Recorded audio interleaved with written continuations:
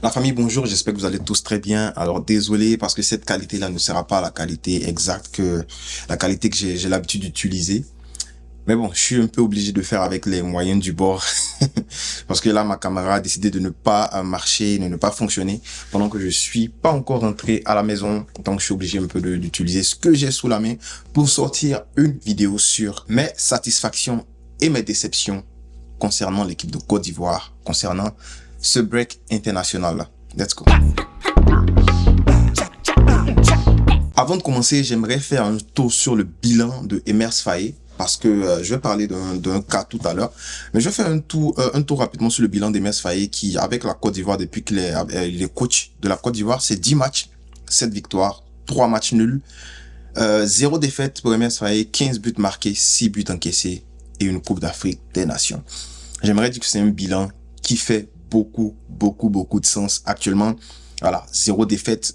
On sait que la première défaite, ça va venir. On sait que lorsqu'il y aura la première défaite, il sera beaucoup critiqué parce que souvent, Emers Faé, il a des choix qui sont un peu bizarres. Mais voilà. Moi, je fais partie de genre de personnes qui vont critiquer avant même qu'il y ait la défaite, qui vont critiquer même s'il n'y a pas de défaite, même si on joue bien, on va critiquer, on va dire non, mais ça, c'était un peu bizarre, c'était un peu comme ci, comme ça. On n'attend pas la défaite pour venir crier sur lui. Quand il y a quelque chose qui est bizarre, on dit en même temps que c'est bizarre. J'ai remarqué dans les commentaires sur la vidéo précédente déjà, merci, par rapport aux vues, par rapport aux likes, que le débrief il a eu, le débrief de Côte d'Ivoire contre Tchad contre Côte d'Ivoire. J'ai remarqué qu'il y a plein de gens qui ont dit, oh mais Nietzsche, tu as une très belle analyse, tu as une très belle qualité d'analyse, de vision, je suis sûr que tu as joué au football. Et ouais les gars, j'ai joué au football, bon, pas à niveau professionnel, je suis un pied carré aussi, je suis pas très bon. Mais je me débrouille. Voilà, on était passé en Côte d'Ivoire avec les youtubeurs lors de la CAN, on a joué les matchs. Donc il y a des gens qui étaient là, les gens qui ont vu comment je me débrouille au football. Donc je suis pas nul, mais je suis pas fort non plus. Je me débrouille. Et j'ai coaché aussi et j'aime beaucoup l'analyse. Je lis beaucoup de livres sur l'analyse du football. Je lis, je vois des matchs, je vois des analyses du coup. Voilà, c'est une passion pour moi. Donc voilà, en tout cas, merci pour les commentaires. Et n'oubliez pas, si vous likez la vidéo, n'oubliez pas de partager. Si vous avez aimé, likez, partagez et commentez. J'ai une autre chaîne pour les amoureux de football, de Barça, de Ligue des Champions et tout. Je débriefe les matchs du Barça. Donc allez checker, c'est Nietzsche Catalan. Donc allez faire un tour et puis abonnez-vous, c'est pas encore fait. Donc pourquoi j'ai parlé de Faé d'abord? C'est parce que j'aimerais parler de Hamza Gamal, parce que Hamza Gamal, je crois que c'est le protégé, c'est le vieux père de Ousmane Diomandé. Dites mon commentaire, il équipe Ousmane Diomandé, mais c'est comme son vieux moro façon là. Donc Ousmane Diomandé, c'est son bon petit, c'est le formateur, voilà, c'est un formateur de Ousmane Diomandé. Donc il a parlé à Emers Faé, puis il a dit que, je vais essayer de lire un peu, je vais pas tout lire, parce que c'est quand même long, mais il critique un peu Emers Faé, il dit que même si cela ne changera rien, il veut parler, parce que il pense pas que ce soit la bonne chose à faire, ce qu'Emers Faé est en train de faire à Ousmane, parce que Ousmane est encore très jeune et vient de commencer sa carrière professionnelle. Il est donc important de ne pas briser le moral du petit. Bon, je vais m'arrêter là rapidement. En quoi est-ce que ne pas le rendre titulaire brise son moral? En quoi est-ce que ne pas l'appeler brise son moral? On a des gars comme le tonton, comment il s'appelle là, qui n'a pas été appelé, j'oublie son nom, Lazare Amani, voilà, qui est très fin techniquement, pardon, qui est très bon, qui était à la CAN, mais qui a pas été appelé. Lui-même, il a dit, il est pas en forme actuellement, il n'est pas titulaire et tout. Donc, il connaît les raisons, du coup, il va travailler pour revenir. Bon, c'est pas le même cas avec Ousmane.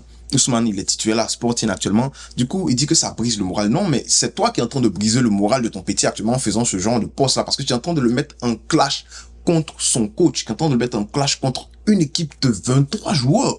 Ça ne se fait pas. Et il continue en disant, monsieur le sélectionneur, vous avez un problème personnel avec Ousmane que personne ne connaît. Il pose une question. Mais nous tous, les Ivoiriens, on a pas de problème, mais on a encore, au travers de la gauche, les matchs de Ousmane à la CAN, qui a été, il a pas été bon du tout. Moi, je l'ai protégé. Allez, regardez, lors de la CAN, moi, j'ai pas tiré sur les joueurs. Je l'ai protégé, mais quand même, Ousmane Diomandé, il est auteur il donne un penalty au Nigeria. Si je me trompe pas, il fait une faute grossière. Mais en plus de ça, Ousmane Diomandé, il fait pas un bon premier match, avec la Côte d'Ivoire. Et même si on met tout ça de côté, on peut encore le rappeler, mais quand tu vois une charnière centrale qui fonctionne, 2 matchs, on n'a pas pris de but. Il y a eu de la solidité entre Ndika et Agbadou, 2 gars qui savent bien jouer, balle au pied, qui sont solides.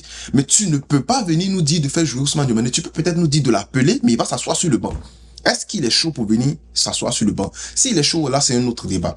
Mais tu ne peux pas venir dire qu'il faut qu'Ousmane Diomandé soit titulaire quand on vient de sortir d'une trêve internationale avec 4 buts marqués et 0 but encaissé, même pas de chance créé contre nous parce qu'il y avait de la solidité. Une défense, Ousmane Diomandé, il est dans faux. Parce qu'une défense, quand ça fonctionne, c'est compliqué de changer. C'est impossible de changer. Tu changes ça même. Nous-mêmes, là même, hein, on va venir tomber sur toi, Faye. Nous on venu tomber sur toi, Faye. Et encore moins un 6 série. Voici un exemple de série. Série, il était assis sur le banc. Combien de temps? Et Mess Faye est venu, il a réinstauré série. Série, ça fonctionne. Donc, il y a personne qui est venu pour dire, ouais, série, il est passé à Nice, le Barça le voulait. Non, non, non, non, non. Donc, vieux père, faut te calmer. J'ai pas envie de lire tout ce que tu as dit là. Que ouais, on est en train de gâcher le talent. Bon, je suis juste en train de résumer. On est en train de gâcher le talent, blablabla. Comment ça gâcher le talent? Il aura son opportunité. C'est un jeune défenseur.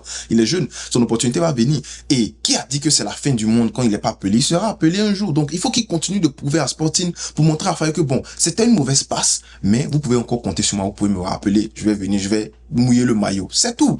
Est-ce que tu as besoin de sortir, venir dire on est en train de gâcher son talent? Moi, je pense que le gars là, il est en train de faire plus de mal que de bien à son poulain. Parce que là, actuellement, il est en train de se mettre à dos toute l'équipe, il est en train de mettre à dos le coach, la direction technique. Faut pas faire ce genre de truc là. Alors peut-être que il y a anguille sous roche, peut-être qu'il y a un problème entre Faye et tout. Moi je ne sais pas, j'étais pas là-bas. Mais franchement, sorti comme ça avec un commentaire houleux sur la toile, franchement je pense que c'est pas ce qu'il y avait à faire pour arranger la situation de ton poulet. Donc voilà, vous pouvez aller voir sur internet, vous allez voir ce post-là. Ce post, il est quand même très très long, mais là n'est pas le terme de la vidéo. Le thème de la vidéo, c'était mes satisfactions et mes déceptions par rapport à l'appel, par rapport à cette trêve internationale. Du coup, je vais continuer ma vidéo. Alors, je vais commencer avec ma première déception. Je vais dire que c'est Amad Diallo. Et encore, je ne suis pas en train de tirer sur Amad Diallo. Je l'ai déjà dit, il est jeune, laissons-lui du temps. Il est jeune, ça va venir. Et on connaît, moi je regarde les matchs de Manchester, il est fin techniquement, il est à l'aise, il se sent à l'aise dans les petits espaces, il tire de loin, il est précis, il est techniquement. Le poids du maillot de la Côte d'Ivoire, est-ce que vous connaissez? C'est chaud, hein? C'est chaud. Donc lui, c'est une déception pour moi, mais en même temps, il n'y a pas de problème. On lui laisse du temps.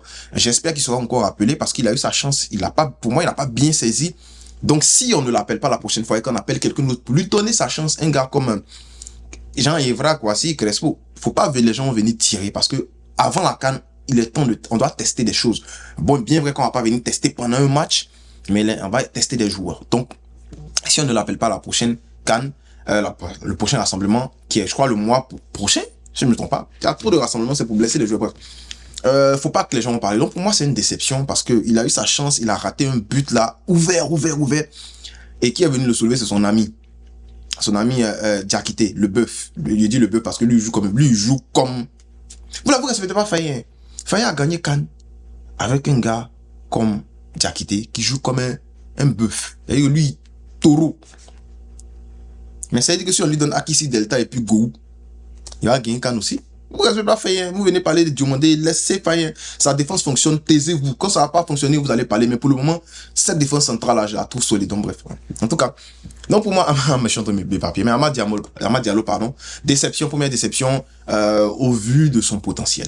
Voilà, parce que il n'a pas fait de match dégueulasse, mais je pense qu'il a un très gros potentiel. Du coup, sortir des matchs comme ça, pour moi, il me laisse sur ma faim. Deuxième déception, je suis en train de faire la vidéo comme ça, j'ai rien préparé là. Mais deuxième déception pour moi, je vais dire Evan Guessant parce que Evan Guessant, je m'attendais même pas à un but. Je m'attendais quand même à un but. On s'attendait quand même à des frappes cadrées. Bon, il pèse quand même sur la défense, mais c'était ton espace pour prouver que tu peux être la doublure de Haller. Parce que cette position-là, elle est pour Haller. Ne me dites pas quoi Haller là, il pèse sur défense et il fait marquer les autres.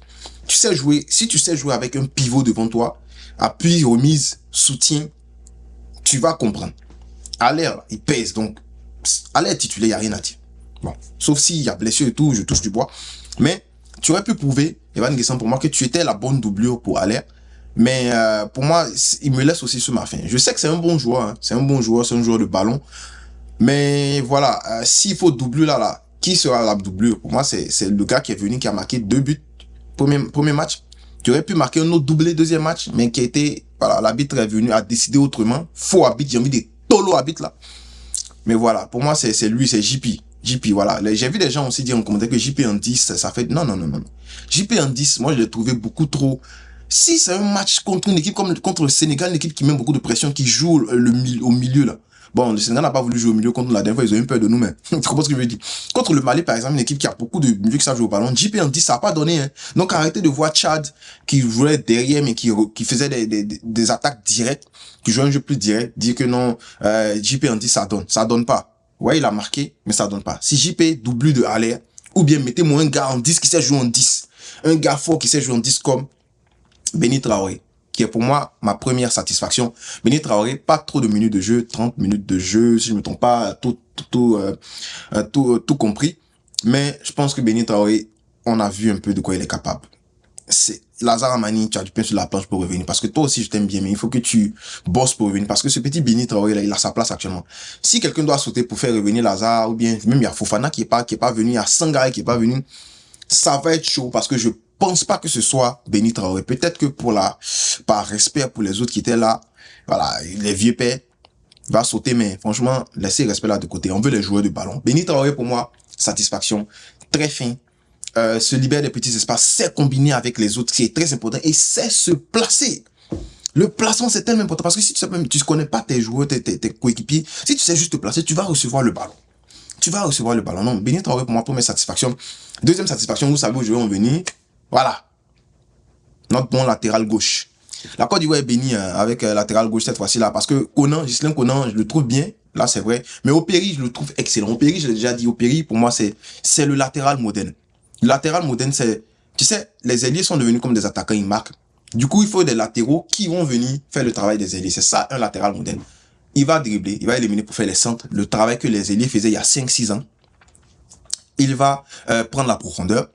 Il va apporter de la verticalité, il va apporter du danger, mais il va aussi défendre. Et là, tout ça là, moi j'ai vu ça en Opéry. J'ai vu surtout la stabilité défensive et la justesse défensive. Un gars qui ne commet pas beaucoup de fautes. Et oui, il est fort physiquement, mais il va venir prendre le ballon sans faire de fautes. Il n'a pas fait beaucoup de fautes dans ce match. Les fautes étaient plus venues sur le côté de Singo. Mais pour moi, voilà, il est très juste. Je sais pas de le comparer à Conan parce que Conan, il a quand même mérité sa place.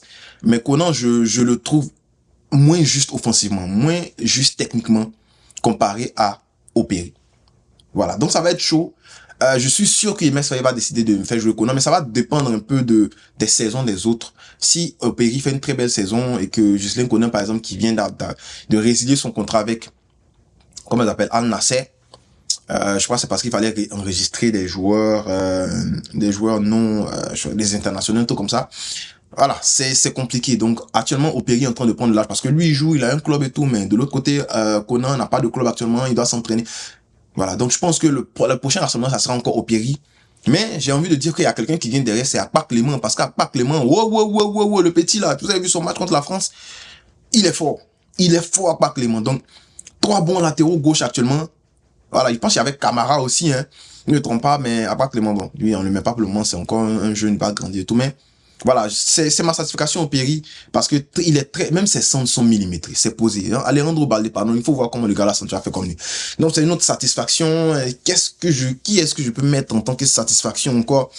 Je peux même dire notre charnière centrale, les deux ensemble, parce que je pense que je suis satisfait de ce que j'ai vu. Donc laissez cette affaire de Diomandé là. Diomandé, il aura son temps encore, mais ça marche à Badou et Ndika, solidité, mais surtout capacité de jouer balle au pied, ça va.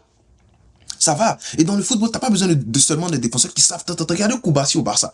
Mais Koubassi, c'est un gars, même si tu fais des presses là, lui peut te trouver Lewandowski avec une simple passe. Et il rate pas ses passes comme ça. Donc quand tu as des gars comme Agbadou et Ndika qui sont, bon, ils n'ont pas le même range, la même distance de précision de passe, mais au moins, ils arrivent à trouver série, ils arrivent à trouver sauter série, même trouver caissier sur l'autre ligne du milieu là-bas. Franchement, je trouve ça excellent. Voilà, donc c'est une satisfaction la défense de l'équipe aussi. Et même j'avais envie de terminer en parlant de Yaya Fofana, frérot. On a un gardien qui est présent dans les moments importants. On a un gardien qui sort des pénaltys. On a un gardien qui est concentré. Franchement, faut pas passer sans dire que sans le féliciter. C'est pas parce qu'il a pas fait de grands sauvetages, de sauvetages grandioses et tout, mais il faut constater que le mec, il a la tête sur les épaules, il est là, il voit. Voilà. Donc franchement, je vais m'arrêter là, je veux pas que la vidéo soit trop longue. Mais mettez-moi en commentaire ce que vous avez pensé, quelles sont vos satisfactions et quelles sont vos déceptions par rapport à cet appel, par rapport à ces 2 matchs qu'on a suivis là. Je serais content de lire vos commentaires et puis bien sûr de répondre. Et puis voilà, on va jamais arrêter de le dire. Vive les éléphants. Let's go.